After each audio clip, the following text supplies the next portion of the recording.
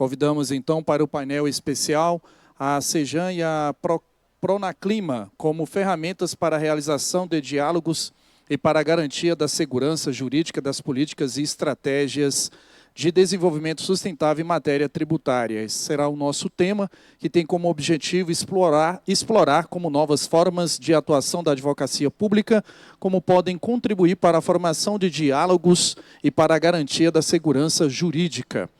Temos a honra de convidar ao palco as seguintes autoridades: o advogado-geral da União, substituto e secretário-geral de consultoria da AGU, senhor Flávio Romão.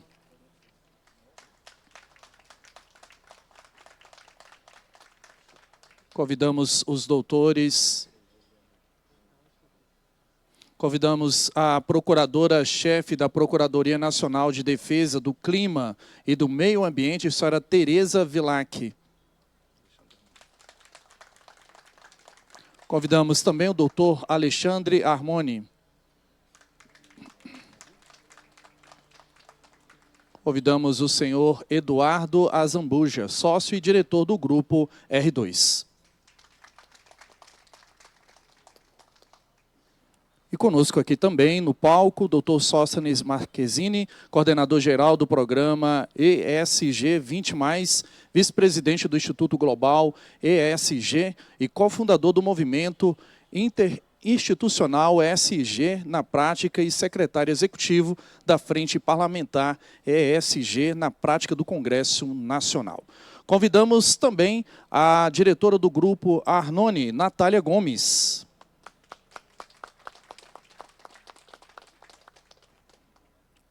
Convidamos também para um ato simbólico o doutor Márcio Canedo, pesquisador sênior do IBCT.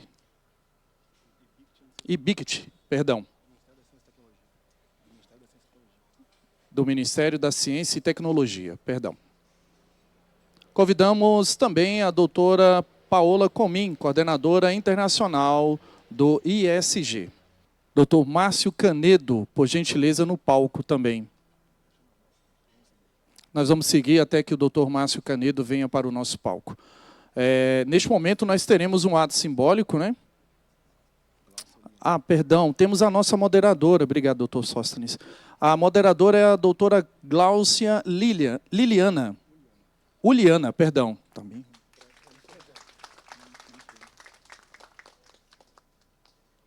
Podem ficar à vontade neste momento. Então, nós passamos, então, a palavra para a nossa moderadora, a doutora Gláucia. Boa tarde a todos e a todas. Com uma imensa satisfação recebê-los novamente, após esse break que nós tivemos para um rápido almoço. Vi que a nossa plateia novamente está repleta, que é uma grande satisfação para todos nós, compartilhar esse momento de aprendizado, construção de um novo aprendizado, com todos vocês. Temos aqui hoje a presença de pessoas que vão contribuir muito no nosso debate, construindo ideias, construindo soluções. De manhã, a quem não estava, nós tivemos a honra de receber nomes que trouxeram aprendizados muito significativos para que nós possamos, depois desse encontro, elaborar, todos nós conosco mesmo, nas nossas ideias e nos nossos ideais de justiça, para realmente construirmos um futuro sustentável. De manhã escutamos coisas muito interessantes. A questão de que nem tudo tem que ser iniciado, mas tudo tem que ser acabado, né? E que tudo que... Hoje a gente fala muito em iniciativa, e a presidente do Banco do Brasil, que nos deu a honra de manhã de estar conosco, trouxe uma situação, uma reflexão, que ela gosta de usar, que não iniciativas, mas acabativas. Também tivemos muitos momentos provocativos, que é o nosso ideal aqui hoje, que todos nós sejamos provocados a pensar além do que já está sendo proposto. Junto com a AGU, junto com a PGFN e com todos os órgãos institucionais e também com as empresas, com os grupos privados, a construirmos um futuro tributário ao Brasil sustentável. Um futuro em que realmente o Brasil possa ser uma nação de desenvolvimento com protagonismo internacional. Muito obrigada a todas. Nesse momento, nós vamos exibir, creio que um vídeo institucional, ou vamos passar a palavra ao um vídeo?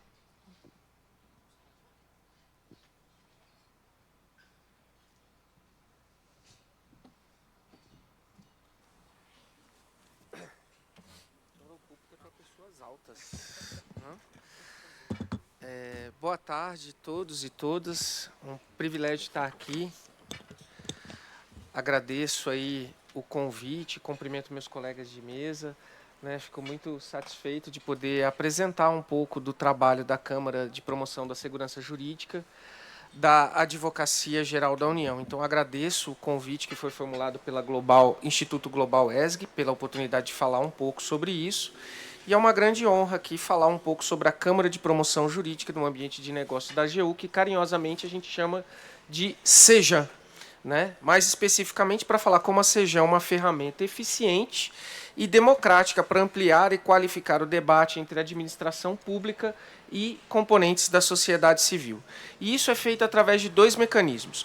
A institucionalização de um canal de comunicação entre a Advocacia Geral da União e setores da sociedade civil e a construção de um processo de trabalho que possibilita a realização de um diagnóstico preciso sobre problemas públicos estruturantes e a atuação articulada para solucioná-los. O objetivo da CEJAM é encontrar formas, então, inovadoras de exercício da função institucional da advocacia pública para garantir segurança jurídica, eliminando dúvidas que, eventualmente, venham na aplicação de normas ou alguma falha regulatória que seja, eventualmente, apontada. Então, a gente busca arranjos jurídicos técnicos que promovam o desenvolvimento sustentável e também a transição ecológica. Eu organizei essa fala breve em dois momentos. Um para apresentar um pouco mais a CEJAM e como ela tem funcionado, uma Câmara que eu presido, e que tenho a honra de ter meus colegas que participam, que continuam comigo aqui, o doutor Bruno, o doutor Flávio Bianchi, o Jonas, o meu amigo Pedro Fabris, que tem até se desdobrado na articulação da CEJAM, da estruturação de um regimento interno para isso, e falar depois, no segundo momento, sobre a atuação da AGU no fomento a instrumentos jurídicos sustentáveis e na promoção da agenda ESG. Então, falando especificamente sobre a CEJAM, ela é um instrumento criado pela Advocacia Geral da União com esse objetivo, institucionalizar e, de uma forma republicana, se articular com a sociedade civil. Eu sempre lembro que, quando que a gente chega na Advocacia Geral da União, chega uma nova gestão, os atores da sociedade civil, o setor empresarial, o setor sindical, eles buscam a Advocacia Geral da União. Então, a gente precisava de um mecanismo que fosse republicano para que se articulasse essa conversa. Então, a CEJAM funciona um pouco como esse instrumento. Mas a gente participou e ampliou a CEJAM para ela ser muito além do Executivo Federal. Então, quando a gente fala que a advocacia está representada, sem qualificativos, pública, privada, federal, estadual, é porque todos esses atores foram convidados para articular a advocacia, para articular com a Advocacia Geral da União esse novo instrumento. Então, participam da CEJAM o COMPEG, que é o Colégio Nacional de Procuradores Gerais dos Estados e do Distrito Federal, representando todas as procuradorias dos 27 estados da federação.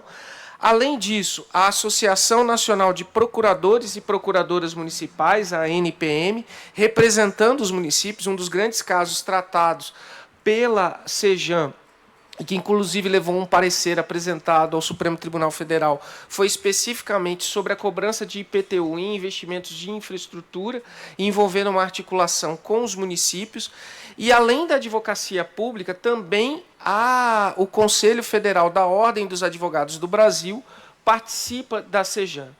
Além disso, participam o SEBRAE, entidades representativas de setores produtivos e de trabalhadores, organizações da sociedade civil, tais como FEBRABAN, CNF, CNI, CNA, CNT, CUT, Força Sindical e até mesmo, para falar de um exemplo bem alinhado com a proposta de hoje, o Conselho Empresarial Brasileiro para o Desenvolvimento Sustentável.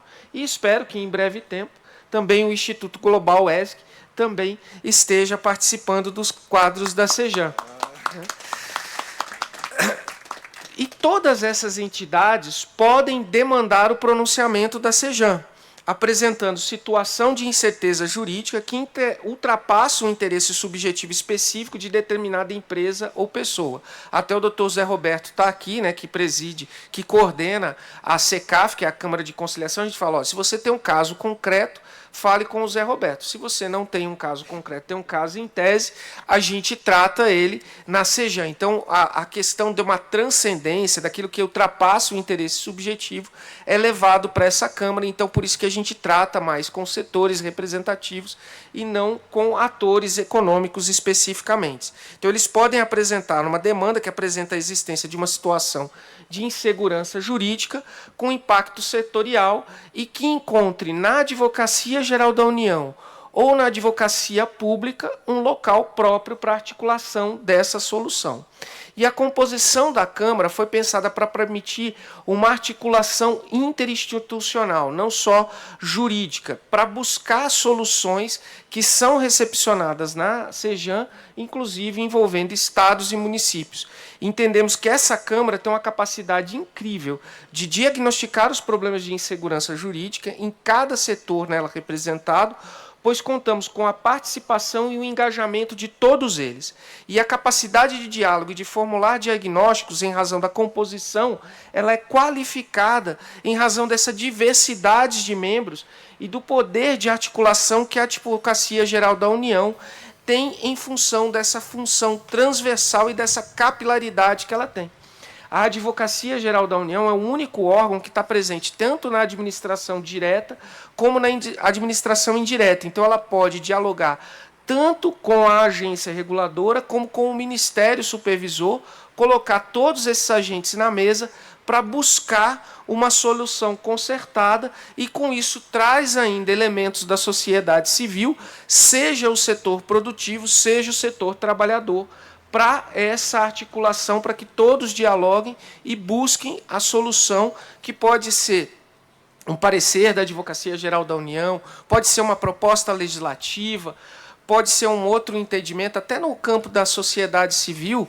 A gente até foi convidado recentemente pela Secretaria-Geral da Presidência da República para apresentar 2 pronunciamentos que fomentavam o marco regulador das organizações da sociedade civil.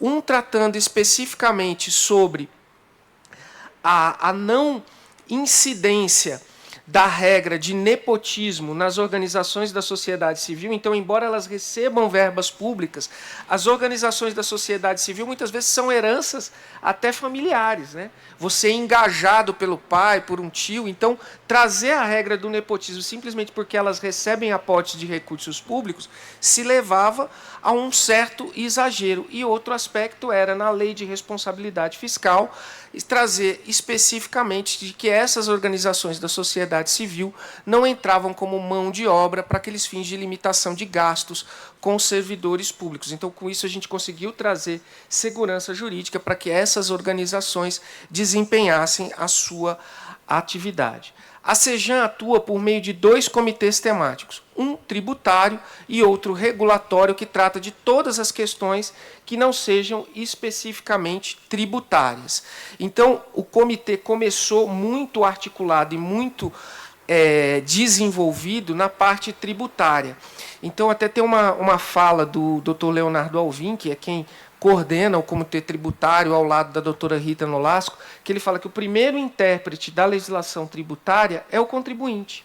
Então, esse contribuinte tem uma compreensão da norma que é feita de boa-fé, que é feita à luz daquela interpretação, mas muitas vezes ele se depara com o órgão tributário que tem uma característica de que eu sei o quê? Mais conservador nessa sua interpretação.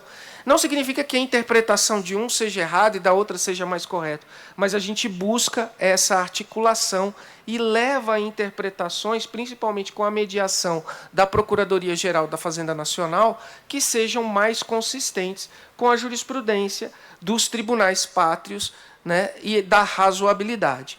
Então, as entidades que compõem a SEJAN têm a oportunidade de formular dúvidas interpretativas, por exemplo, sobre a reforma tributária. Então, vejam só, a reforma tributária vai viger a partir de 2027. E nós tivemos um encontro Na Fiesp, em São Paulo, esse também é um outro aspecto interessante da Sejan, é que a gente evita fazer as reuniões dentro da AGU, para mostrar que tem uma busca ativa da Advocacia Geral da União por meio disso. Então, dentro da Fiesp, eles tiveram a oportunidade de, junto com procuradores da Fazenda Nacional, apontarem quais são as dúvidas interpretativas, apresentar de viva voz essas dúvidas interpretativas, e elas são recepcionadas pela Procuradoria da Fazenda Nacional e que, então, oferece a interpretação que vai ser aplicada pela Procuradoria da Fazenda Nacional quando a reforma for viger em 2027. Então, isso foi um encontro assim bastante diferenciado. Então, por isso que a gente fala que a Sejan é um canal inovador de aproximação e diálogo, que a Advocacia Geral da União criou e que disponibiliza para toda a sociedade brasileira, lá representada por esses representantes da sociedade civil.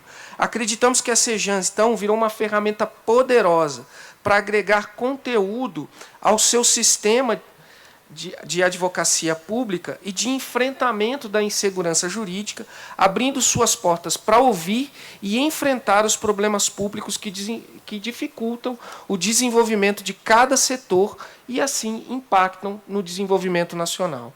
É intuitivo que novos arranjos normativos que sustentam e sustentarão a transição ecológica trarão dúvidas jurídicas, e que, se não forem tratadas adequadamente, poderão atrasar ou mesmo impedir o desenvolvimento sustentável pretendido. Então, é intuitivo também que o tratamento dessas questões exclusivamente no Poder Judiciário, mediante lógica adversial, não contribui para isso. A judicialização da vida não traz respostas que o tempo do Brasil precisa. Ela vai gerar frustração e perdas de oportunidades. Se é possível antecipar esse cenário, é necessário também antecipar os caminhos para a sua solução. Sabendo que a insegurança jurídica floresce num contexto de desarranjo multifatoriais, não podemos deixar de destacar um desses fatores. De forma consciente ou não, criamos uma cultura de judicialização excessiva dos problemas. Muitas vezes criamos verdadeiros incentivos ao tratamento de conflitos no âmbito do judiciário, pois vivemos por um longo período com a falsa percepção de que o judiciário era o único caminho de solução de controvérsias. O judiciário seria capaz de responder sozinho a todos esses anseios da sociedade?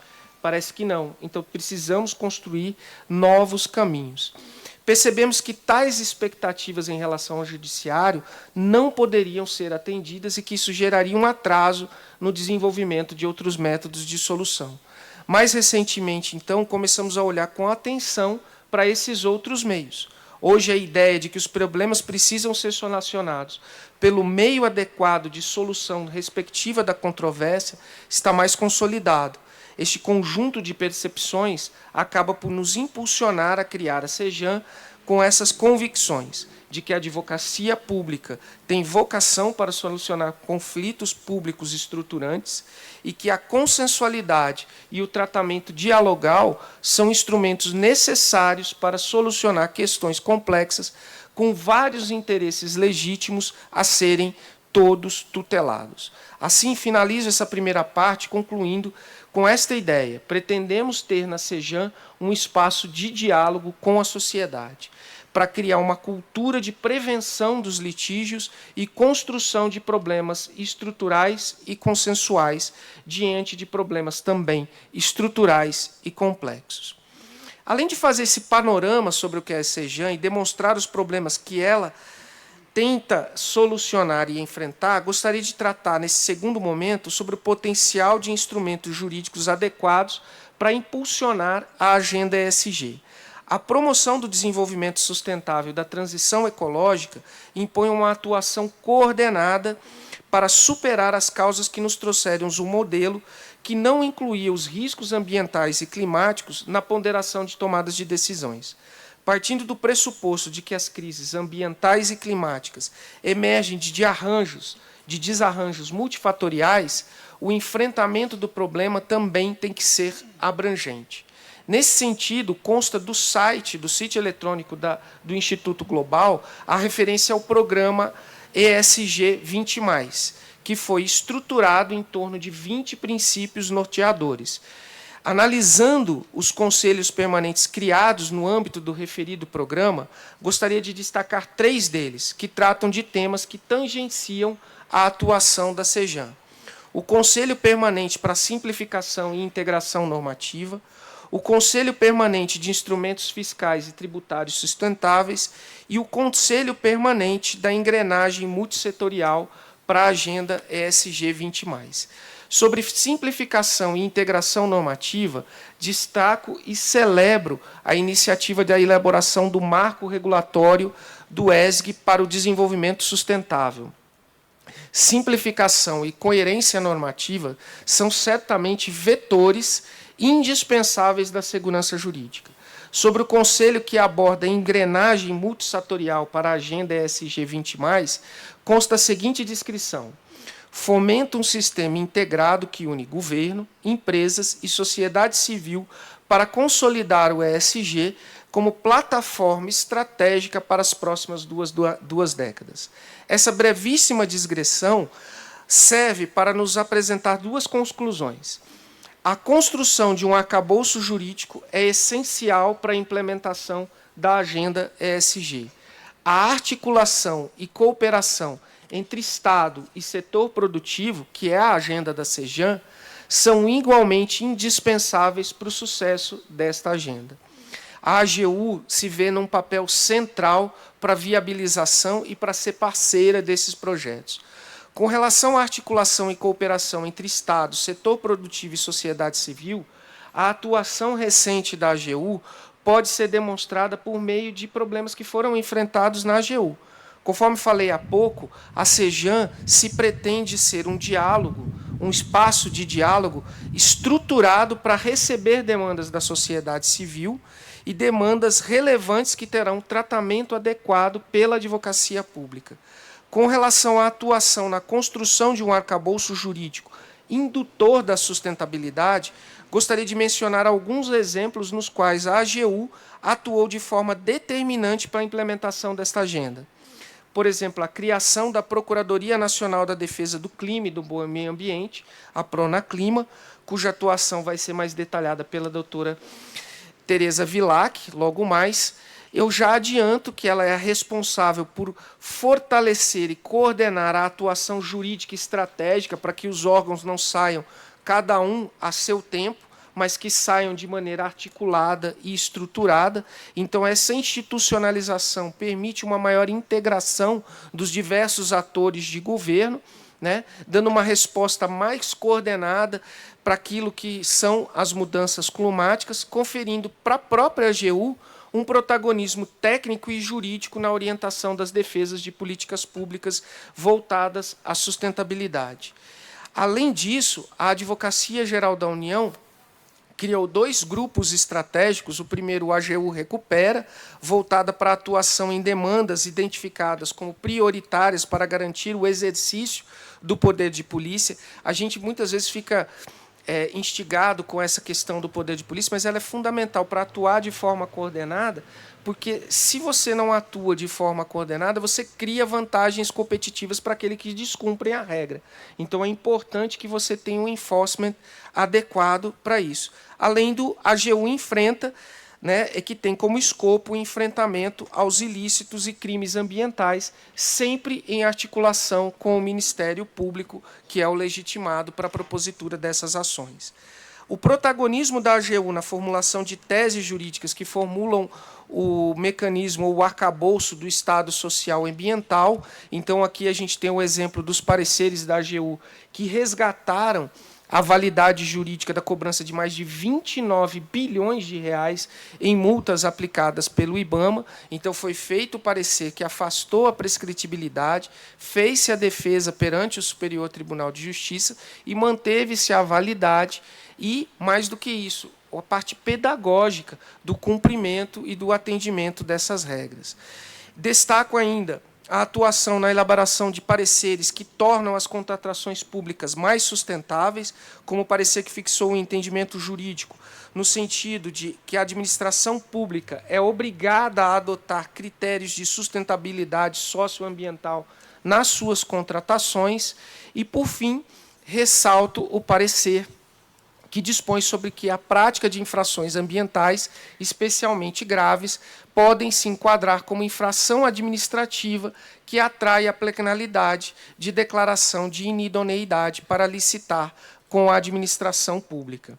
A relevância da atuação da AGU ainda também acontece no campo da atuação judicial. Então, a gente tem litígios climáticos emblemáticos. Não custa dizer que a doutora Isadora, que está aqui, enfrentou uma situação inusitada. Ela chegou a assumir a Secretaria-Geral de Contencioso, tendo que afastar ou demonstrar que o Estado brasileiro fugia de um estado inconstitucional de coisas no que referia-se ao enfrentamento climático. Mas, para além disso, o tradicional da Advocacia Geral da União é que ela era responsável por fazer a defesa da União nas questões climáticas. Ela não assumia uma função ativa de ajuizar as ações civis públicas contra aqueles que depredavam o ambiente. E, na atual gestão, praticamente 1.000 ações judiciais foram ajuizadas contra aquelas pessoas que causam danos ao ambiente. Então, esses instrumentos jurídicos são capazes de fomentar de forma decisiva a sustentabilidade, como compras públicas, políticas públicas de comportamentos sociais estatais e empresariais. E não podemos ignorar que este é um vetor de impulsionamento da criação de um Estado social, ambiental, de direito. E aqui retorno aos 3 temas, para encerrar, que mencionei dos conselhos permanentes criados no âmbito do programa ESG 20+, que contém uma atuação na AGU na busca por simplificação e integração normativa, eficiência dos instrumentos fiscais e tributários sustentáveis, articulação multissetorial. Então, finalizo com a sensação de que o futuro é desafiador. O ministro Jorge Messias falava dos desafios geopolíticos que enfrentamos recentemente, mas com a convicção de que temos bases técnicas e jurídicas e a vontade para enfrentar adequadamente um modo de construir um Estado socioambiental de direito. A atuação da AGU, temos testemunhado uma transição de uma postura meramente defensiva para uma atuação propositiva, coordenada e estruturante, que reconhece no enfrentamento da crise climática um imperativo constitucional, ético e civilizatório. Precisamos, por isso, avançar na percepção de que o modelo institucional e cultural do tratamento das controvérsias, focado na judicialização dos problemas da vida, é insuficiente para lidar com a urgência das crises ambiental e climática. Precisamos aguçar o nosso senso de oportunidade que a transição ecológica nos traz, para posicionar adequadamente o Brasil, técnica e juridicamente, para enfrentar os desafios que temos à frente, e trabalhar pelo futuro para que seja democrático, inclusivo e sustentável. Por parte da AGU e da CEJAM, estamos seguros de que temos responsabilidade e entusiasmo e seguiremos firmes no propósito de oferecer um instrumento da advocacia pública que é técnico, inovador e comprometido com o desenvolvimento sustentável e a justiça climática no Brasil. Muito obrigado.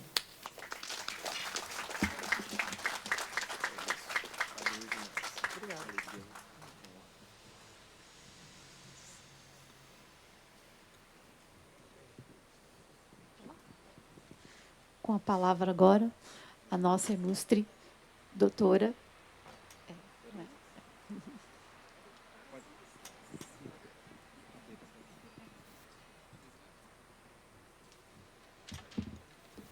Eu gosto de microfone de mão, se me permitem. Fica à vontade, eu também. Boa tarde a todos e todas. Eu vou iniciar com a minha audiodescrição. Minhas filhas sempre dizem que eu falo baixo. Estão me ouvindo bem?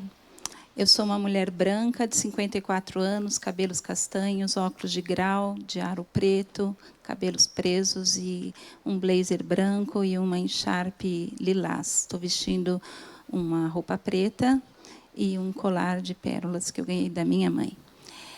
A minha fala é apresentar aos senhores e às senhoras 3 aspectos e honrá-los pela presença que estão tendo aqui em estar nesse painel, honrando a presença nesse painel. A Pronaclima foi instituída, se puder iniciar aqui, eu agradeço, que eu pus o meu controle de tempo. Se puder voltar aqui o tempo, eu agradeço. A Pronaclima foi instituída em 2023, numa sábia decisão, não só organizacional, mas fundante e principiológica da Presidência da República e do ministro Jorge Messias. A sua abreviação significa Procuradoria Nacional de Defesa do Clima e do Meio Ambiente. Ela está no seu local, no seu locus material e imaterial de ação e de reflexão, junto ao gabinete do Advogado-Geral da União. Eu vou ler brevemente as competências, porque nem todos aqui são do público da AGU, para que possam compreender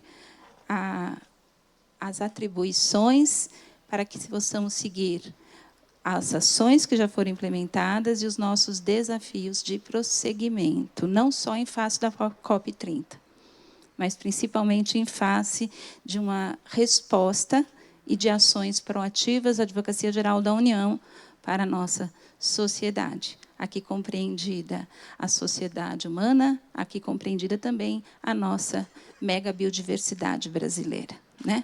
Então, a Pronaclima tem como atribuições assistir o Advogado-Geral da União na representação, articulação institucional perante fóruns como este, órgãos e entidades de defesa do clima e do meio ambiente para a segurança jurídica de políticas e estratégias de desenvolvimento sustentável. Aqui é a razão da minha fala, de transição ecológica e descarbonização. Aqui fala-se em diálogo respeitoso com relação às competências tanto externas como internas da nossa instituição e, principalmente, segurança jurídica. Assistir também o advogado-geral na sua função de mais elevado órgão de assessoramento jurídico do Poder Executivo Federal e do Presidente da República em assuntos climáticos e ambientais, em articulação com os órgãos de direção superior, mas o acompanhamento das demandas judiciais, extrajudiciais e consultivas que tratam da defesa do clima e do meio ambiente, em articulação com os órgãos de direção superior. Por que essa ênfase?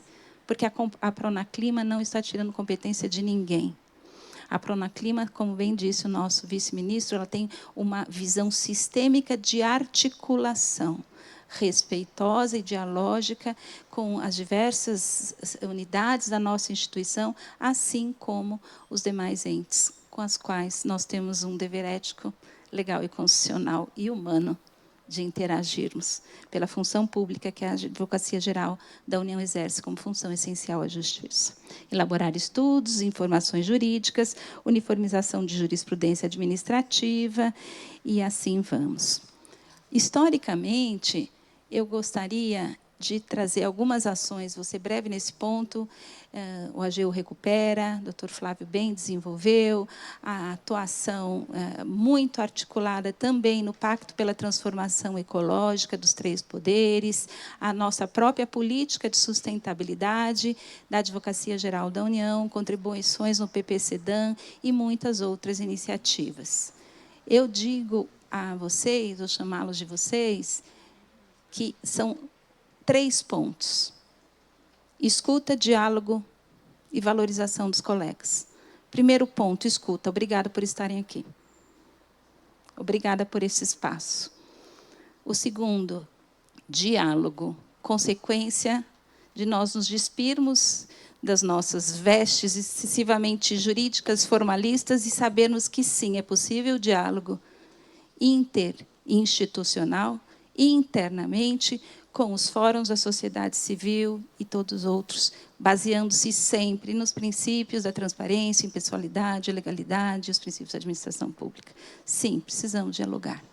E o terceiro ponto da minha gestão, como premissa, é a valorização dos colegas. Então, eu gostaria aqui de mencionar a equipe Pronaclima, doutora Michelini, que está aqui presente, doutor Felipe, o senhor Marcel, do setor administrativo, honrar à frente o Mauro Almeida, que é advogado da União, foi secretário de Meio Ambiente no Estado do Pará e hoje está na presidência da República, atuando na organização da COP30 no Brasil, doutor Bruno Portela, do Laboratório de Inovação da AGU, doutora Isadora Cartacho, que estará mais à frente também falando, doutora Karina, do IBAMA, procuradora federal do IBAMA, doutor Diogo, também do Controle Interno, doutor Heráclito, da Corregedoria Geral da União, doutor José Roberto, da SECAV. Sim, tem que valorizar os colegas, e não só os que estão aqui nominados, mas aqueles com os quais eles trabalham, e que são aqui representados. Fica o meu agradecimento, porque essas articulações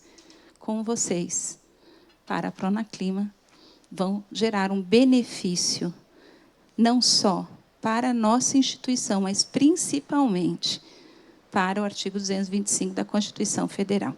É lógico que os benefícios e os extensivos cumprimentos internamente ao doutor Flávio, sem fazer gafe, né, doutor Flávio? Desculpa. Mas eu venho aqui, então, trazer que, dessa perspectiva, daquilo que já foi feito de uma forma desbravadora, na decisão do ministro Jorge Messias de instituir essa procuradoria, nós temos alguns desafios, e, para isso, eu vou descer.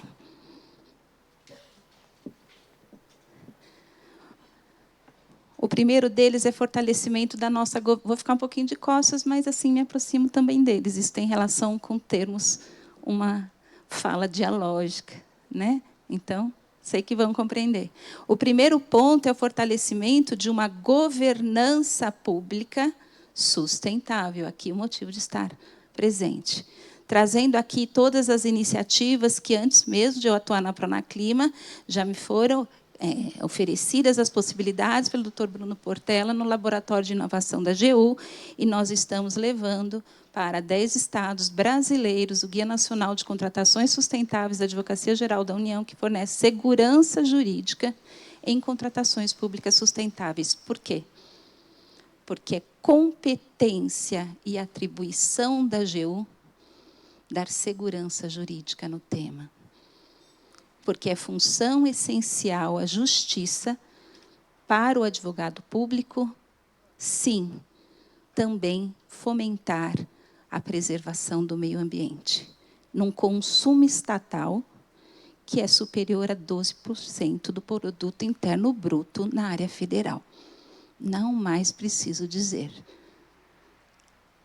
Um dos desafios é esse, de que maneira nós vamos fomentar e dar segurança jurídica, e não só poder termos análise de ciclo de política pública para essas contratações sustentáveis, em articulações com procuradores estaduais, procuradores municipais e em todo o nosso país.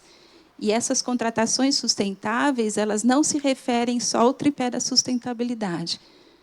É entendimento jurídico da Advocacia Geral da União, já trazido pelo parecer mencionado pelo doutor Flávio, de que devemos considerar também uma dimensão que é ética, de uma ética que não é só pública, mas é uma ética ambiental e de uma cidadania institucional ecológica.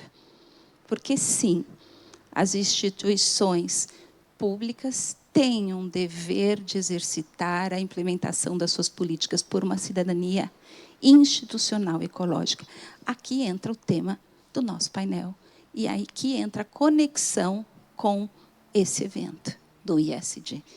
Seja pelo ISD, seja por políticas internas de sustentabilidade, o fato é que não há de se desconsiderar governança pública e privada de dimensões sociais e ambientais, dimensões culturais, e a que eu tenho defendido academicamente, a dimensão climática, que é diferente da dimensão ambiental.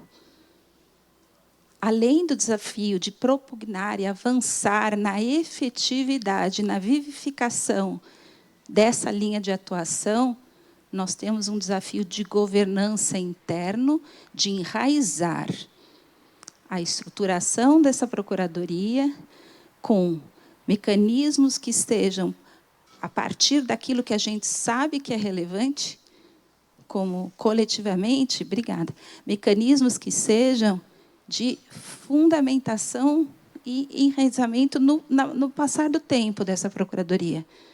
Quando a gente traz uma coisa nova, disruptiva, como é a Sejan e a Pronaclima, nós precisamos trazer a linguagem da gestão pública e da governança pública brasileira, porque senão se desconecta.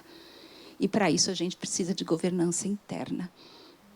Porque a gente entra e sai. Não é discutir se o Estado é gerencial, o modelo que é do Estado. Não é isso.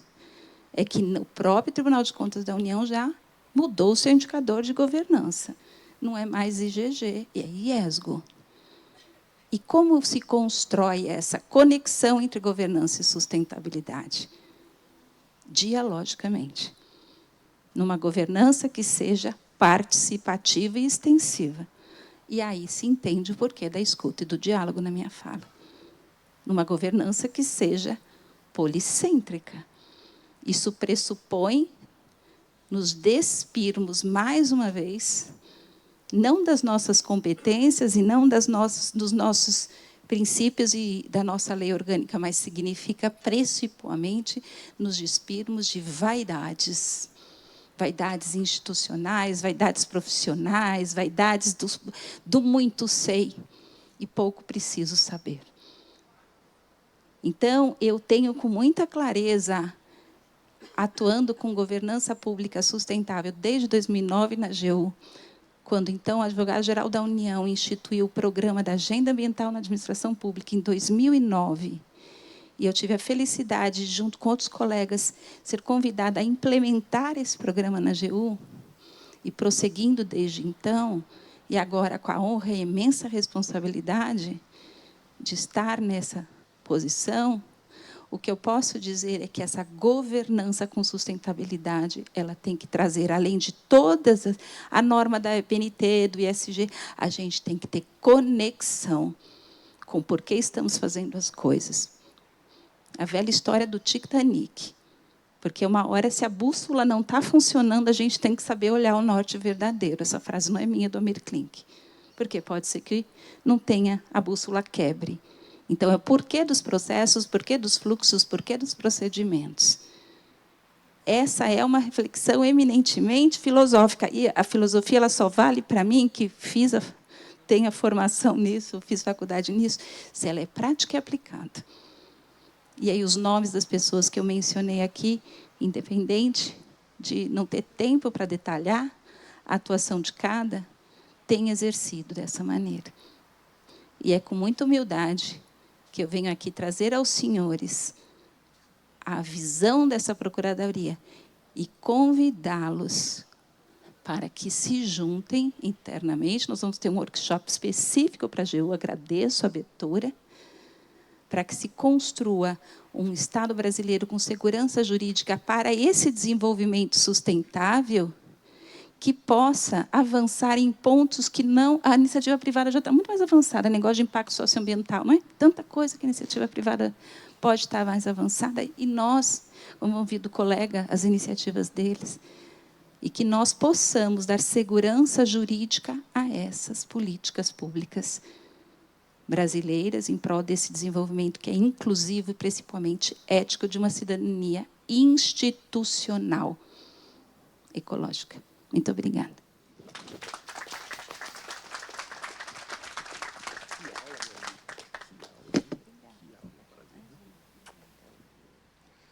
Muito obrigada, doutora Tereza Vilac, por compartilhar pensamentos e ensinamentos tão brilhantes. Mais vale aquilo que se aprende do que aquilo que se ensina. Todos nós estamos tendo a honra de aprender muito hoje nesse evento. Agora nós vamos passar um pequeno vídeo institucional, trilhando a ideia que já vem trazida pela Sejan e pelo Pronaclima, de avançarmos nos diversos setores da sociedade para que todos possam entender e participar do processo. Como bem dito pelo Dr. Flávio e pela doutora Tereza, a Sejan e a Pronaclima, elas trazem para a AGU uma realidade muito formidável e até inovadora que já deveria existir, mas agora existe na prática. a AGU indo ao diálogo, a AGU deixando de ser passiva e ativamente participando da sociedade, não somente como alguém que defende a união, mas como alguém que está defendendo a todos nós, a sociedade como um todo. Eu diria que é uma nova forma de se colocar e de se movimentar perante o Estado brasileiro democrático e que vai trazer muitos benefícios para todos nós, independente de que setor que a gente esteja, no terceiro setor, no setor público ou no privado, mas há uma mudança, um paradigma que está sendo quebrado. Eu conheci a CEJAN há pouco tempo, até porque ela é nova dentro da AGU, né? Sou uma grande entusiasta da CEJAN e do Pronaclima. Estivemos agora no almoço falando de vocês, mesmo que vocês não estavam conosco, mas trazendo o quanto é para nós, como cidadãos, e nem estou me nomeando advogado ou não advogado, mas como cidadãos, porque, no fundo, todos nós somos cidadãos do Brasil. E queremos um país melhor, queremos um mundo melhor. Como é formidável quando a gente entra e consegue ler as iniciativas da AGU. E, dentro desse aspecto, a gente vai conhecendo o AGU Resolve, a AGU Enfrenta, que são iniciativas recentes que a AGU trouxe e que nós vamos poder falar um pouco nesse debate. Eu sei que a gente tem um horário, então não posso me estender também com vocês, mas são situações que valem muito a pena nós todos conhecermos, para entendermos na prática o que o Dr. Flávio e a doutora Tereza estão trazendo para nós nessas palavras tão brilhantes, e que, se nós formos realmente entender, há um papel prático na vida das pessoas que isso vai ser alcançado. O diálogo entre contribuinte e órgão arrecadador constrói políticas públicas melhores, constrói uma reforma tributária que geralmente vai conseguir, e tem conseguido em outros países, diminuir a desigualdade social. A gente fala muito aqui sobre a questão do meio ambiente, e é uma questão que notadamente, a sustentabilidade ela começou a ser entendida lá atrás como um meio ambiente. E hoje a gente já conseguiu ter uma consciência muito maior de que não basta o meio ambiente somente. Por isso que criou-se a sigla ESG. E o S está no meio, é o social, somos nós.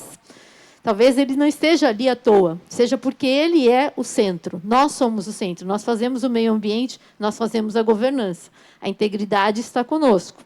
E quando a doutora Tereza disse tão brilhantemente agora sobre o guia de compras sustentáveis que a AGU vem, ano a ano, melhorando, aprimorando, a gente vem com aquele pensamento que todos vocês também já conhecem, que o Brasil vinha de uma legislação, todos conhecemos aqui, que era uma lei de licitações de 93, em que, historicamente, pelo combate à corrupção, nós tínhamos que comprar pelo menor preço. E isso foi sendo alterado porque nós entendemos que não adianta o menor preço. Tem que ser um menor preço aliado à sustentabilidade, à compra bem feita. E a AGU vem brilhantemente trilhando todos os anos. Começou com o primeiro guia, 40, 50 páginas. Hoje, acho que a gente já está num guia de compras sustentáveis de mais de 300 páginas que a AGU faz, direcionando os órgãos públicos municipais, estaduais, consórcios, federais, enfim, para que, ao comprar e ao fazer, sempre levem em conta critérios de sustentabilidade. E a gente não está falando só de meio ambiente, a gente está falando de critérios que, por exemplo, vai examinar num processo licitatório, num desempate, vai observar até se aquela empresa emprega um número maior ou menor de mulheres. Então, há um impacto social, é uma compra sustentável. Isso tudo está dentro de um ecossistema muito grande que vai alcançar os resultados que a gente busca alcançar para que o Brasil realmente avance nessa pauta. Antes da palavra do Dr. Eduardo, que é o sócio-diretor do Grupo R2, nós vamos passar agora um pequeno vídeo institucional mostrando um pouco na prática como que pode ser feito essas questões de sustentabilidade, inclusive com eventos que têm sido feitos, como que o R2 protagonizou agora recentemente em Brasília, um evento maravilhoso com lixo zero, em que as pessoas puderam se encontrar, se divertir. Houve toda uma movimentação econômica, portanto, da cidade, de turismo, etc. Ao mesmo tempo, tudo isso aconteceu levando em conta os critérios ambientais, sociais e de governança. Pode colocar o vídeo, por favor. Hoje é uma noite muito especial, uma noite de celebração, de reconhecimento e principalmente de propósito e de esperança. Kofi Annan dizia: a verdadeira liderança é aquela que serve os outros, aquela que promove o bem comum e que constrói pontes. O Grupo R2 vem mostrando que é possível, sim, empreender com impacto positivo e com alma. Estamos diante do evento mais seguro para uma mulher ir e se divertir. Estamos diante de um dos eventos mais acessíveis do planeta para pessoa com deficiência e o festival que mais arrecada e distribui alimentos no país com o Instituto Fome de Música.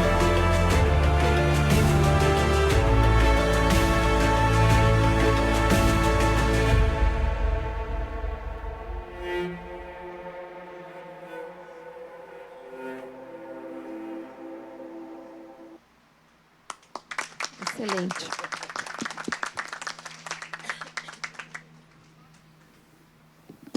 Boa tarde a todos e a todas. Primeiro, queria agradecer aqui a oportunidade muito grande que eu estou tendo de falar aqui para um público tão qualificado. Geralmente não tem essa oportunidade toda. Queria agradecer o Instituto Global ESG pela iniciativa, agradecer a todos os parceiros pelas iniciativas também e ações que estão fazendo, pela sustentabilidade. Eu vou contar aqui alguns cases que a gente tem feito no Na Praia. Para quem não conhece o Na Praia, é um dos festivais, é o festival que mais dura tempo no país. É um festival que dura quase 3 meses, todos os finais de semana. Passam todos artistas de praticamente todos os estilos, de A a Z. É um festival que movimenta bastante a economia da cidade e é um festival dos mais sustentáveis do planeta. E isso eu tenho muito orgulho de dizer, que é daqui de Brasília, né, que todos vocês fazem parte disso. No Na Praia, a gente tem o case de ser o maior evento lixo zero do mundo, certificado pela Zero Waste International Alliance. A gente, em 2017, se propôs a ser o primeiro evento do país com a certificação lixo zero. Para quem não sabe o que é um evento lixo zero, significa que tudo que vai para as lixeiras do festival, mais de 90% tem que ter uma destinação nobre, e o Na Praia detém um recorde de quase 98% de tudo que foi descartado nas lixeiras do Na Praia, ou é reciclado, ou é transformado em adubo, ou é reaproveitado. E, para isso, a gente teve que fazer uma grande movimentação. Nos primeiros anos foram muito difíceis, em 2017. Em 2018, o Na Praia foi certificado como o maior evento lixo zero do mundo. E, aí, para isso, hoje a gente toma algumas medidas para que isso aconteça, como eliminar todos os descartáveis da Vila Gastronômica. Então, no Na Praia, você tem mais de 18 restaurantes, desde pastel, pizza, hambúrguer, e tudo que o cliente pega tem uma destinação nobre. Todos os canudos, todos os copos, toda a Vila Gastronômica inteira. Então, se você vai ser um parceiro do Na Praia, na Vila Gastronômica, a gente indica todos os fornecedores do país que são capazes de fornecer descartáveis que sejam compostáveis, ou seja, que depois tem a capacidade de transformar em adubo. Então, hoje a gente faz dessa forma. Eu lembro que em 2017 a gente ainda era um pouco desorganizado, e aí teve um parceiro nosso que falou: cara, infelizmente a gente não vai ter como se adequar, já compramos X mil plásticos, né, de pratinho, garfinho, colher. E aí a gente falou: cara, infelizmente você também não vai ter como entrar no festival, porque esse festival se propôs um propósito muito sério de ser um festival lixo zero. A gente entende o nosso poder também de ditar uma tendência, né? A gente tem algumas articulações muito interessantes na cidade e no país.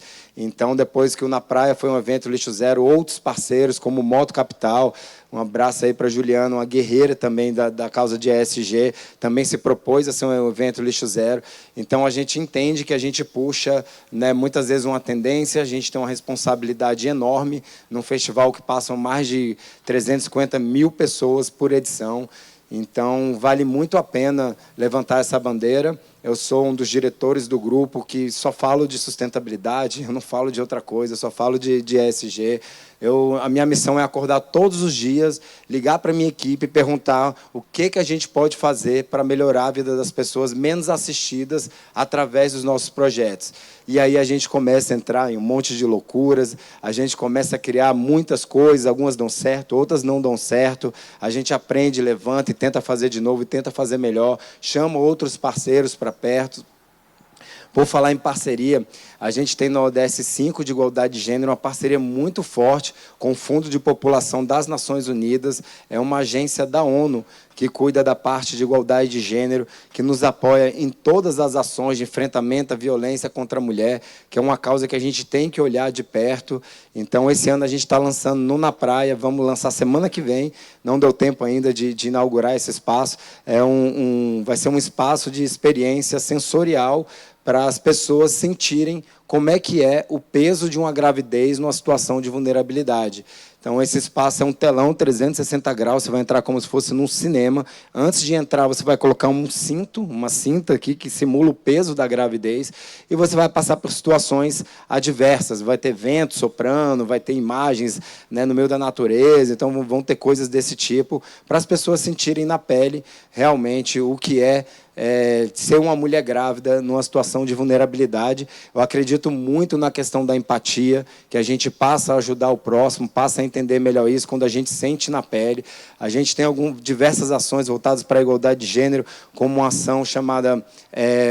são duas ações muito interessantes, que é Conta Comigo. A gente tem QR Codes espalhados em todo o evento, no banheiro, nos bares. Qualquer pessoa que estiver sentindo de alguma maneira desrespeitada, de alguma maneira assediada, ela bipa um QR Code e ela entra diretamente no WhatsApp de um psicólogo profissional que está a poucos metros de distância, e aí a gente tem uma sala de acolhimento para isso. Na saída do evento, a gente tem também uma ação chamada Siga Segura, onde os nossos seguranças, junto com as nossas manas, que são essas psicólogas, acompanham as mulheres até o seu meio de locomoção e até o seu veículo de transporte. É uma ação que a gente tem um ponto de embarque exclusivo para as mulheres, e a gente faz isso também olhando muito o que elas estão falando. Então, a gente tem uma pesquisa pelo Instituto Glória, é um instituto que também pretende acabar com a violência contra a mulher, vale muito a pena conhecer, que faz pesquisa com todas as clientes mulheres que vão na praia, e é uma pesquisa direcionada. A gente também usa essa mesma pesquisa com as nossas colaboradoras para entender o senso de segurança, o que está acontecendo, e dessas pesquisas a gente traz muitos insights e bola um plano de ação. Vou dar alguns exemplos, como muitas mulheres falaram que não se sentem seguras em se abrir para seguranças homens, né, numa situação de desconforto, não quer falar para um segurança homem. Então, a gente chama a empresa de segurança e pede, a gente precisa que aumente o efetivo de seguranças mulheres. Na praia, 98% das mulheres se sentem seguras dentro do evento. Quando vai para o lado de fora, esse número baixa para 70%, 72%, e aí a gente vai buscar a causa, por que está acontecendo isso? E as mulheres falam, o ponto de transporte fica longe, às vezes não tem senso de policiamento, a iluminação não está legal, né? E aí, com esses dados das pesquisas, a gente chama a Secretaria de Segurança Pública, que é uma grande parceira nossa, e a gente mostra os dados, e eles são super parceiros, e colocam a polícia mais perto, e a gente bola um plano para colocar no estacionamento, ponto de embarque exclusivo feminino. Esse ano a gente tem motoristas mulheres, além de ter, né, carros motoristas de aplicativo. Esse ano a gente focou em ter mulheres dirigindo os carros, porque tem alguns casos que, inclusive, motoristas homens não trazem uma segurança para a mulher. Tem diversos casos onde as nossas manas acompanham as mulheres até suas casas, né, quando elas se sentem que a situação está um pouco estranha, está desconfortável, acompanha as mulheres e depois volta para o evento. Então, para trazer um maior conforto para as mulheres, a gente está o tempo todo, né, quebrando cabeça, para termos ações desse tipo, para bolarmos estratégias junto com essa agência da ONU, para a gente ter um evento mais seguro para as mulheres. Vale a pena mencionar também a parte que a gente tem de muita empatia para as pessoas com deficiência dentro do Na Praia, um dos festivais mais acessíveis do planeta. A gente entende que o país não foi criado nem projetado em termos de acessibilidade para ter uma fluidez. Então, por isso que você muitas vezes não vê pessoas com deficiência nos eventos, começando pela parte de muitos têm que pagar o dobro para ele no evento. Você pensa que você está numa cadeira de roda e você tem que ir para um evento, você tem que ter alguém para empurrar a cadeira de roda para você. Então, você tem que comprar o seu convite e tem que comprar o convite para alguém empurrar a sua cadeira de roda. Muitas vezes fica o dobro do preço para uma pessoa com deficiência ir num evento, ir num festival. E aí, com isso, a gente bolou a ação de cortesia para o acompanhante. Então, toda pessoa com deficiência tem direito a cortesia ao acompanhante. A gente tem uma central de acessibilidade na entrada do evento, onde você se identifica qual que é a sua deficiência, e ali você pode pegar, para quem tem cadeira de roda, uma cadeira de roda elétrica, né? A gente sabe que o festival é grande, para andar tem areia, e aí essa cadeira de roda é uma cadeira de roda que você deixa a sua cadeira de roda comum e você pega uma cadeira de roda que é motorizada, que com ela você consegue transitar o evento inteiro, inclusive na areia. A gente tem balcões rebaixados, a gente tem intérprete de Libra em todos os shows. Acabamos de lançar na semana passada também um espaço de conforto sensorial para pessoas neurodivergentes, muitas vezes autistas. A gente sabe que na praia tem um som muito alto, tem muito raio laser, e aí se uma pessoa com deficiência neurodivergente tiver algum tipo de crise, ela vai para onde?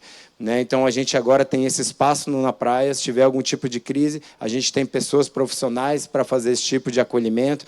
Lançamos também a cadeira anfíbia esse ano, para proporcionar o mesmo nível de experiência para uma pessoa com deficiência de mobilidade reduzida, um cadeirante poder entrar no lago. Senão, eles não podem, né, entrar no lago. Então, tem uma cadeira de rodas que boia e consegue entrar no lago. Tem uma cadeira de rodas que sobe escada. Então, a gente está todo ano quebrando a cabeça. Um espaço, uma área PCD super exclusiva na frente do palco. Eu vejo que muitos eventos têm a área mais distante e a gente coloca na cara do gol para estimular que as pessoas com deficiência vão aos festivais, vão curtir o festival. Uma coisa que é muito interessante falar também, que a gente trouxe, né, no ano passado, confesso que eu roubei essa ideia do show do Coldplay. Para quem não sabe, o Coldplay é uma das bandas mais antenadas no mundo em causas de sustentabilidade. E aí eu vi num show deles uma mochila para surdo. O quão legal é uma mochila para uma pessoa que não consegue ouvir. Muitas vezes você vai ver no festival ou em algum evento de música, vai ter uma pessoa perto da caixa. Muitas vezes ela pode ser um surdo, porque ela sente pela vibração. Então, essa mochila, ela vibra de acordo com a frequência da música e você regula de acordo com o seu grau de surdez, né? Eu brinco com os meus parceiros, com a nossa assessoria de imprensa, eu falo, cara, vamos parar de falar dos artistas, por favor. Parem de falar. A gente tem o Na Praia muito conhecido pela grade artística, né? Pelo conceito da Itália, né? Todo ano a gente homenageia uma cultura diferente. E aí é sempre minha causa, vamos parar de falar um pouco da Itália, vamos parar de falar um pouco do Jorge Mateus, vamos parar de falar um pouco, apesar de eu adorar todos eles, mas a gente tem muitas causas que são muito interessantes, que poucas pessoas sabem e que a gente precisa divulgar. Por isso, agradeço esse espaço, por isso me coloco disponível a todos os locais que eu vou para bolar ações criativas em prol de tornar o mundo um local mais justo. Eu vim com a camiseta aqui do Instituto Fome de Música. O Instituto Fome de Música, na verdade, Fome de Música foi lançado na pandemia. Todos vocês devem ter ficado em casa, né, trancado, na época da pandemia, assistindo às lives. Então, todo o line-up do Na Praia hoje, na época a gente não podia fazer show, mas a gente podia fazer lives, e as lives eram o que comandava o entretenimento do país. Todo mundo assistia algum tipo de live, de algum tipo de estilo, e a gente foi o primeiro a colocar aquele QR Code na tela para doação de alimento. Eu lembro que, depois de um tempo, algumas lives tinham mais QR Code na tela, vendendo carros, as que fugiram muito do propósito, mas a gente se manteve muito fiel. Fomos os primeiros e fomos o maior arrecadador durante a pandemia. Arrecadamos perto de 8 milhões de reais em dinheiro, compramos 100% de alimentos e distribuímos em todos os estados do país, numa parceria com o Sesc Mesa Brasil, que é o nosso parceiro de distribuição, e o Rotary, que é um grande parceiro também de distribuição e grupo de ajuda humanitária. Então, depois da pandemia, o Fome de Música voltou, com uma ação muito simples, por isso que eu acho que funciona muito bem. E a gente tem conseguido cada vez mais parceiros, que é super simples. Adicione R$1 em seus convites. Então, no Na Praia, se a gente tem 350 mil pessoas, eu tenho 350 mil reais. No ano passado, a gente destinou esse R$1, esses 350 mil reais, 100% comprado em alimentos, para o Rio Grande do Sul, que era o estado que estava passando por um momento difícil, né, de calamidade, por um momento difícil de um desastre ambiental. Né, e por falar em desastre, né, ambiental, também falar que o Na Praia é um evento, né, um festival carbono neutro, já carbono positivo, na verdade. A gente se iniciou como projeto carbono neutro, que é quando você zera suas emissões, e quando você é carbono positivo é quando você faz para além das suas emissões. A gente paga a mais para a gente ter um projeto que paga um pouco da conta ambiental que o mundo tem. Porque se hoje todo mundo zerar suas emissões, não paga a nossa dívida ambiental. Nossa dívida ambiental já é tão grande, a gente já está no cheque vermelho já tanto tempo, que se todo mundo zerasse hoje, a gente ainda demoraria séculos para recuperar a nossa atmosfera. Então, a gente acredita muito no poder da regeneração, no poder de articulação. Quem puder, empresas privadas, quem tiver conta de ser uma empresa carbono positivo, que seja. A gente batalha muito por essa causa também. E eu queria terminar, né, falando que o Fome de Música é muito simples, é R$1 a cada convite. Na praia a gente tem já esse evento. Você imagina a gente falando com todos os artistas, é o que eu vou fazer agora. O Instituto acabou de ser lançado, então eu me preparei para isso, eu organizei a casa para isso, para a gente conversar com todos os artistas, de A a Z, de Alcione a Zezé de Camargo, para a gente falar, coloque R$1. Imagina se os artistas topam colocar R$1 em cada uma das suas turnês. A gente já tem alguns artistas que toparam. A gente tem esse mesmo modelo que eu vou oferecer para o estádio, que é parceiro nosso. Coloque R$1 nos jogos de futebol, Vasco, Flamengo, qualquer time. Eu vou bater na porta de todo mundo. R$1 não muda nada para ninguém. R$1, ninguém vai deixar de comprar o convite porque é 100, porque é 101. Mais de 1 em 1, quanto que a gente não vai fazer? A gente já tem um case muito bem fundamentado durante a pandemia, que a gente tinha muito menos condições. Então, hoje, com todo o mercado do entretenimento, da música na mão, não só da música, eu vou bater em portas de teatro, vou bater em portas de empresas, não precisa ser R$1, pode ser 1 centavo. Então, eu acredito muito que, de pouquinho em pouquinho, a gente tem a chance de acabar com a fome do país. No Mané Mercado é um outro empreendimento nosso, a gente já colocou esse R$1 nos cover artístico. Então, aquele cover artístico que você paga R$7, R$8 para a música, agora é 9. É 8 para a música e 1 para a fome. E só no Mané Mercado aqui do Eixo Monumental, a gente tem R$20 mil por mês, dá 240 mil no ano. Com isso, a gente ajuda mensalmente a Rede Feminina de Combate ao Câncer, a Abrace, que é uma instituição super premiada, que cuida de crianças com câncer também. E lançamos agora o Mané de Águas Claras com essa mesma ação. E eu vou bater na porta de todos os bares de Brasília que tem música ao vivo. Já sei que tem aproximadamente 536 bares no Distrito Federal. Então, essa que é nosso intuito, esse que é o nosso propósito. Queria muito agradecer vocês. Gostei muito da fala da colega, quando fala de parcerias, quando fala de diálogos, quando fala que a gente tem que fazer as coisas juntos. Eu sei que a gente sozinho só consegue chegar até um certo ponto, a esfera pública também, mas eu tenho certeza que, se a gente somar forças, a gente vai ter um mundo muito mais justo para as mulheres, para as crianças e, principalmente, para as pessoas menos vulneráveis. Muito obrigado, pessoal. Obrigada, Eduardo. É muito entusiasmador para todos nós escutarmos a sua fala. E me lembrou de uma frase, uma música que eu gosto muito, da Elis Regina, que fala: "E o novo sempre vem". Espero que o novo sejam muitos grupos R2, que tragam muitas iniciativas de acessibilidade. Foi muito interessante você contar na prática como vocês estão tratando. O olhar, realmente, de vocês é muito diferenciado. Parabéns. Passa a palavra agora ao doutor Sócrates. Só licença aqui rapidinho para fazer um registro com a doutora Tereza aqui em conjunto com o painel, porque ela vai, em paralelo, ser responsável aí pelo workshop. Então, a gente segue aqui para a última fala, enquanto ela pode se preparar para o workshop. Pode ser assim, doutora Tereza? Vamos fazer uma foto, só um registro aqui do painel, e ela já volta para a última fala.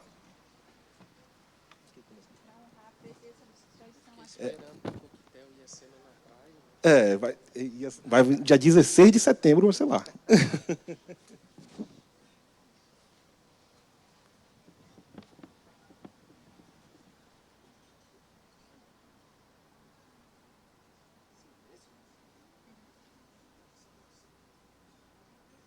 Inclusive, queremos, já falou do Na Praia, acabar tratando. No dia 16 de setembro, estamos fazendo um evento muito bacana, muito grande lá no Na Praia, que é para tratar de economia circular e cadeias produtivas sustentáveis, né, com a Embrapa, com várias entidades aqui envolvidas, e vai ser mais uma oportunidade de estarmos juntos, de dialogarmos com o público de eventos, de dialogarmos com o público aí extenso relacionado à pauta do ESG, que, como a gente falou, a engrenagem ela é multissetorial, né, super importante. Eu vou liberar a doutora Tereza, que é mais ela aqui. Hoje nós temos um ato ainda muito importante aqui, nesse contexto empresarial, doutor Flávio. Nós estamos com o representante do Ministério de Ciência, Tecnologia e Inovação, do IBICT aqui, um super parceiro que tem a maior rede de empresas do mundo vinculada à União Europeia. E nós temos, hoje, um marco estratégico, um marco muito simbólico para a gente, que é essa conexão, né, Márcio, daqui a pouquinho a gente passa a fala, uma conexão internacional com a Embaixada da União Europeia envolvida e com todas as empresas, pequenas, médias empresas envolvidas na pauta do ESG. Daqui a pouquinho eu já passo a palavra, mas acabei passando aqui. Eu acho que agora é a Natália, não é isso? Por gentileza. Doutora Glaucia, Natália Gomes, por favor.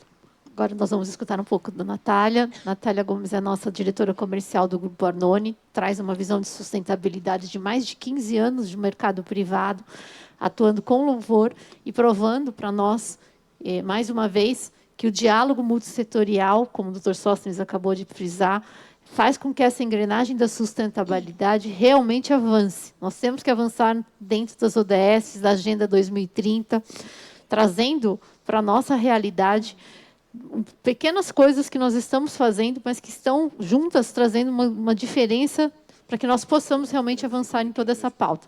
Natália, por favor, a palavra está com você. Obrigada, Glaucia. Boa tarde a todos, senhoras e senhores. É uma honra imensa estar aqui com todos vocês. Hoje eu sou uma mera espectadora. Eu posso falar humildemente que depois de todos os meus colegas que falaram agora à tarde e pela manhã, eu não vou agregar tanto assim, mas a minha visão ela é muito mais, como a doutora Glaucia trouxe, muito mais do setor privado. Hoje a gente está falando bastante do público. Eu tenho uma experiência aí, de mais de 15 anos no setor privado. Há mais de 5 eu estou focada em sustentabilidade. E o que eu venho trazer, a provocação que eu venho trazer hoje aqui para vocês, aí antes de eu iniciar aqui o meu pitch, eu entrei no Grupo Arnone faz pouco mais de um mês, vou completar 2 meses, e um dos motivos que eu topei, né, trabalhar junto com o doutor Alexandre, foi quando eu fui conhecer o grupo na prática. E a palavra de hoje, eu acho que todos têm que sair, é prática, né? A gente fala bastante, a gente discursa, a gente tem muita iniciativa, mas é indispensável a prática. Então, quando eu fui mergulhar no que o Grupo Arnone fazia, representado pelos seus institutos, incluindo o Instituto Global SG, me deu uma alegria imensa de poder fazer parte disso ativamente. Tá? Então, dando essa pré-apresentação do porquê eu ter vindo, hoje o meu papel aqui ele é mais institucional para falar do Instituto Global SG. Então, tudo que vocês estão vendo, toda essa organização imensa que a gente está aqui, é mais uma das, a gente já teve outros Global Meets aqui, rodeado por tantas pessoas, tantos autores, tantas figuras tão competentes, tão importantes nas decisões grandes, tanto regulatórias quanto de influência no mercado. Eu trago aqui para vocês que o Instituto Global SG ele depende muito desse movimento. O movimento SG, na prática, ele precisa, efetivamente, ter práticas. E, para isso, o Instituto Global também tem um braço, que é o Instituto S-Company. O Instituto S-Company, hoje, ele provê serviços de ESG. A Embrapa, a Marisa estava aqui da Embrapa, a gente está trabalhando ativamente, por exemplo, com a Embrapa, a gente está implantando o ESG na Embrapa. E eu acho que todas as empresas, público-privadas, deveriam, na prática, implantar dentro do seu dia a dia o ESG. Trilha SG, materialidade, eu não sei se todos estão familiarizados aí, mas eu imagino que sim, e começar a executar, a fazer sua trilha de SG como um sistema e não como um projeto. Eu acho que hoje muitas empresas, e aí eu trago a minha experiência, as empresas públicas veem SG como um projeto muitas vezes econômico, e não é um projeto, é um sistema de gestão. A gente precisa fazer gestão e a governança precisa ter como pilar principal o ESG. Então, hoje eu vou participar da discussão aqui, trazendo um pouco dessa visão de negócio. Eu sou uma mulher de negócios, então, depois, quem quiser me conhecer, depois que acabar o painel, por favor, fique à vontade, Natália, quero conhecer todos vocês. E quero incrementar aí o painel, dar os meus parabéns ali, fiquei impressionada com o relato do Festival na Praia, fiquei bem impressionada. E se todo mundo fizesse um pouco, tanto na frente pública quanto privada, a gente vai avançar com muito mais celeridade. Obrigada, gente. É isso. Muito obrigada, Natália. Passo a palavra ao Dr. Sóstenes, por favor. Nós estamos com o horário muito apertado, tantas pessoas tão importantes para a gente falar. Vamos seguir daqui a pouco com o painel de transações tributárias sustentáveis. Mas eu queria fazer para esse ato simbólico aqui, passar um vídeo do IBICT, Ministério da Ciência e Tecnologia. Por favor. Tem áudio. Tem? Tem áudio. O áudio que é interessante. Tem áudio. Então, vou passar a palavra primeiro aqui para a Paola, que é coordenadora de Relações Internacionais, para poder passar a palavra para o Márcio, por gentileza. Boa tarde a todos e a todas. Eu sou Paola Comim, eu coordeno aqui a área internacional do Instituto e do movimento, assim como também a parte da Secretaria de Relações Internacionais na Frente Parlamentar do ESG. Para mim é um marco histórico, mais uma vez aqui, poder estar contribuindo, trazendo esse grande case de sucesso para o nosso Instituto. Ainda ontem eu completei 1 ano de Instituto, então, para mim, acaba sendo como um grande presente de aniversário de 1 ano de Instituto. A minha responsabilidade aqui é mostrar o quanto nós podemos ser replicadores do que acontece aqui dentro do nosso Instituto. Nós trouxemos alguns acordos internacionais.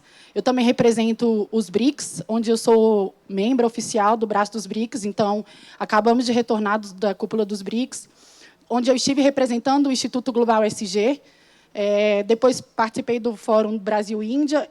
Temos acordo com o Equador e agora, com grande honra, nós estamos trazendo a plataforma EN, onde é a maior plataforma de pequenas e médias empresas do mundo, e nós estaremos responsáveis para gerar essa parte sustentável para essas empresas, para mostrar que elas podem, sim, crescer com sustentabilidade.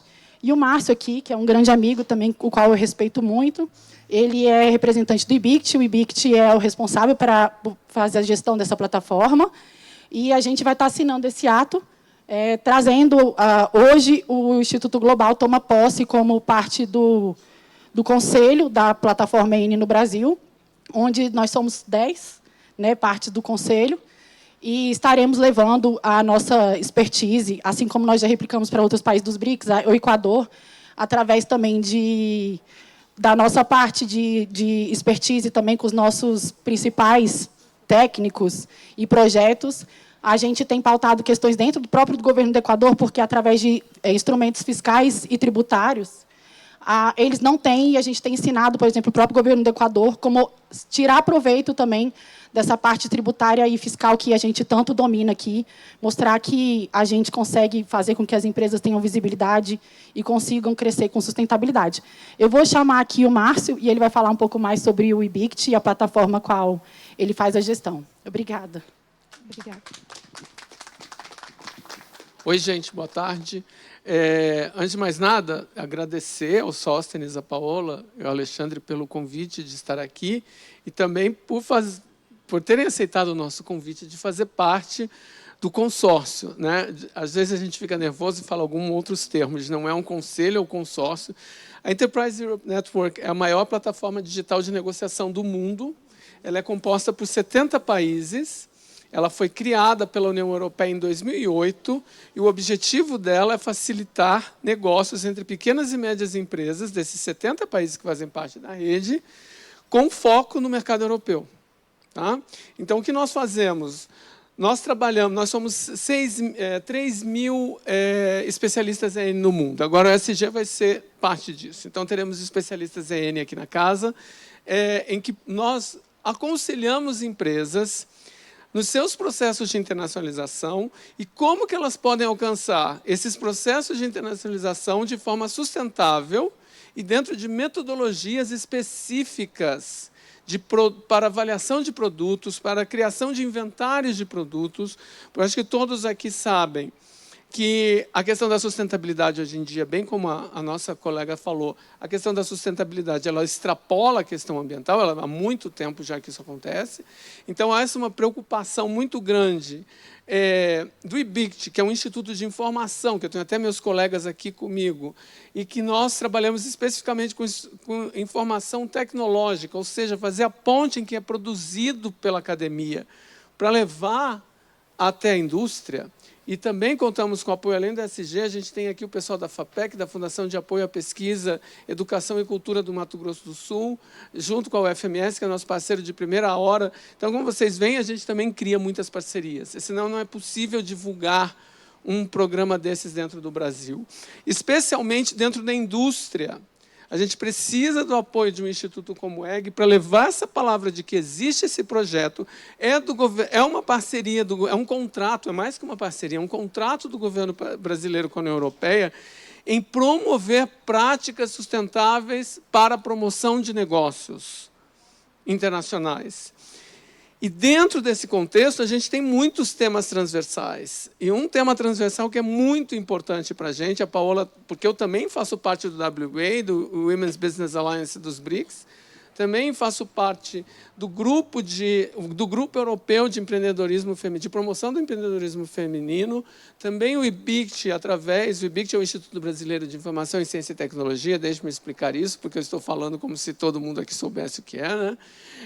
Ele faz parte do Ministério da Ciência, Tecnologia e Inovações, nós somos uma unidade de pesquisa vinculada ao Ministério.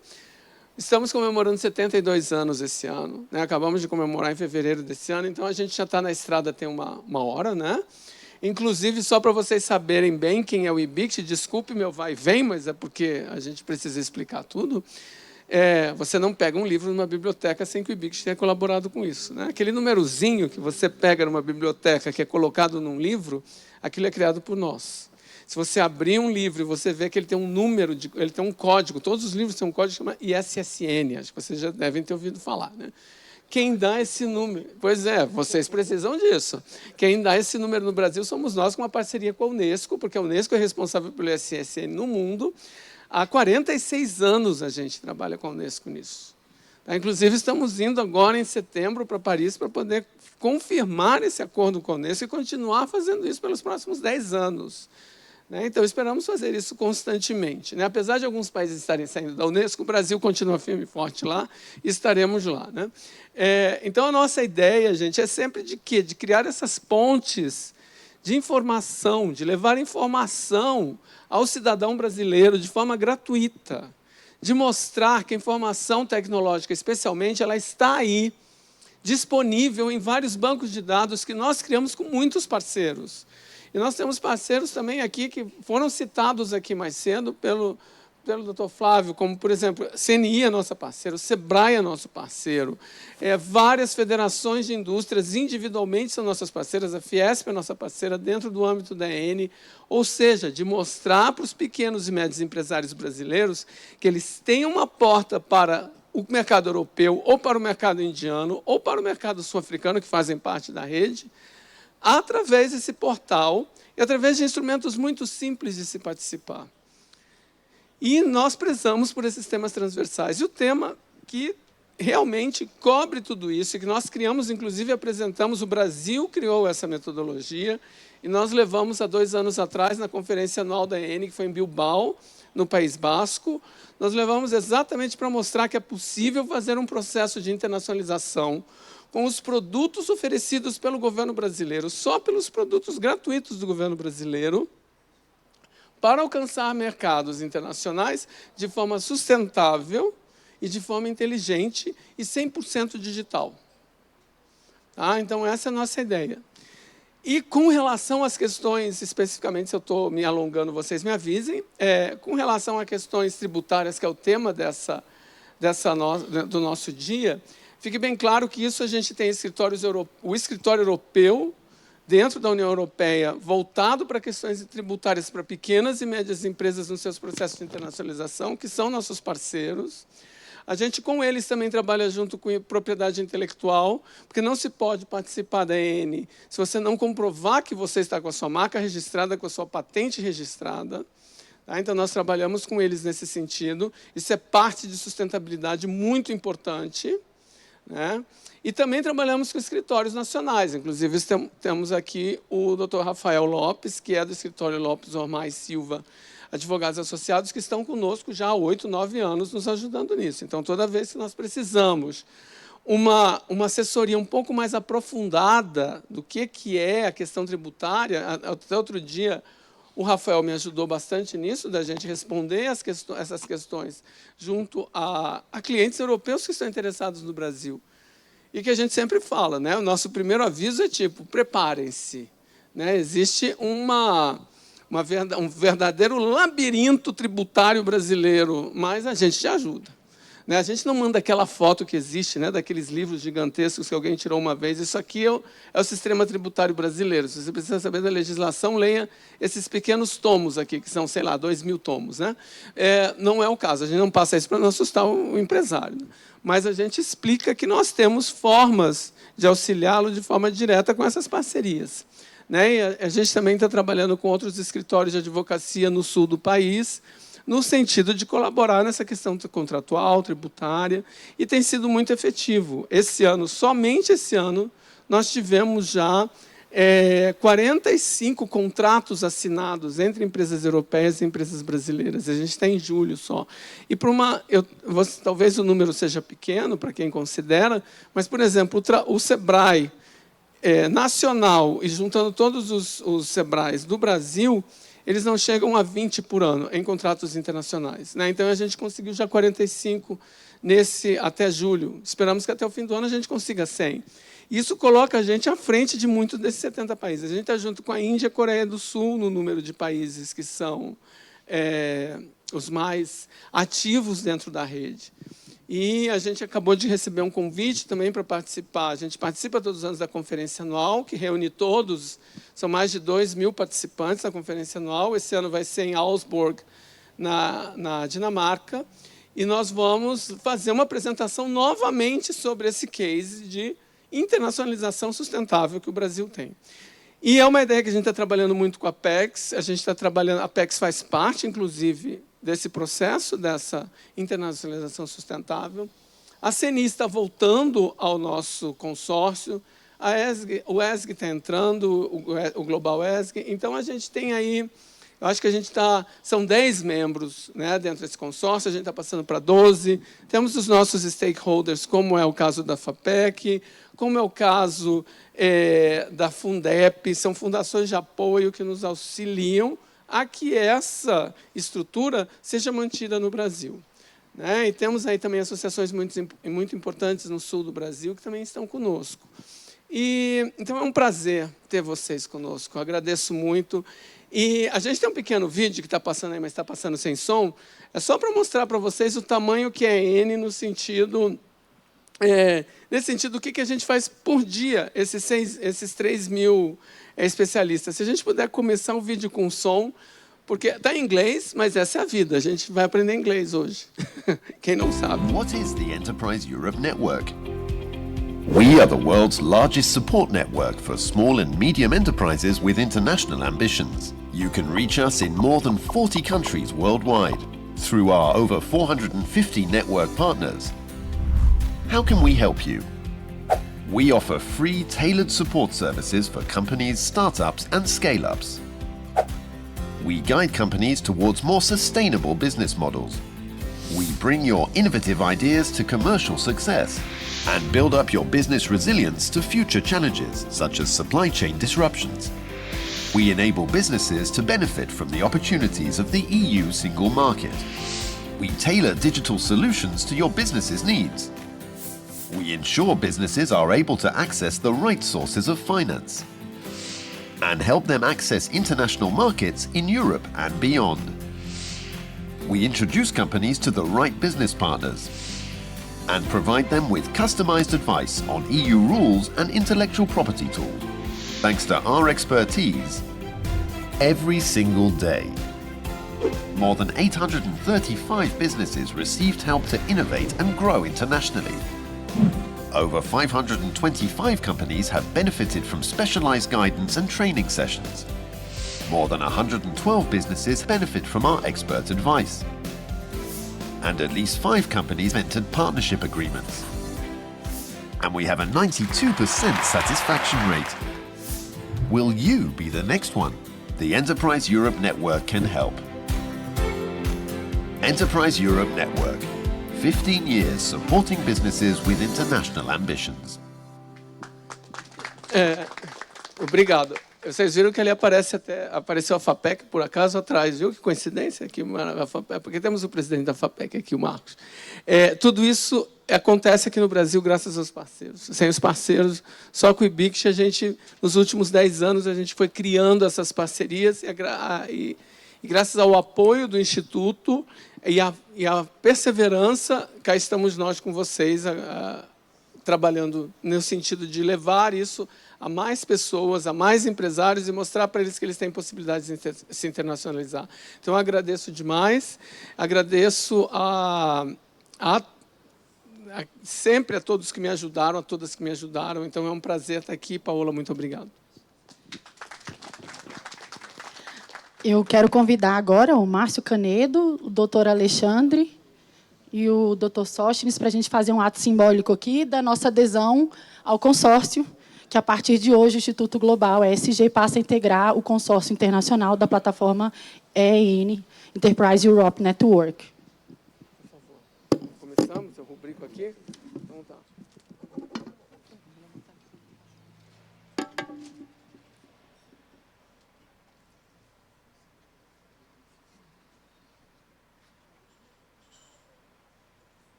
Gente, essa aqui é a carta de adesão, que, na verdade, é simbólica, onde será enviada ainda para a gente a resposta a essa carta.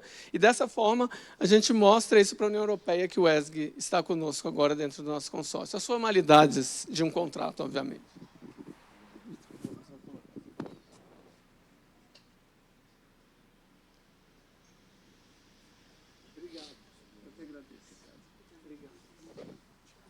Uma honra, meu amigo. Vou passar a palavra para o cerimonial para dar uma sequência. Por favor. Muito bem, agradecemos a presença, então, dos painelistas, agradecemos também a nossa moderadora. Neste momento, fique à vontade para buscar os assentos reservados aqui no auditório.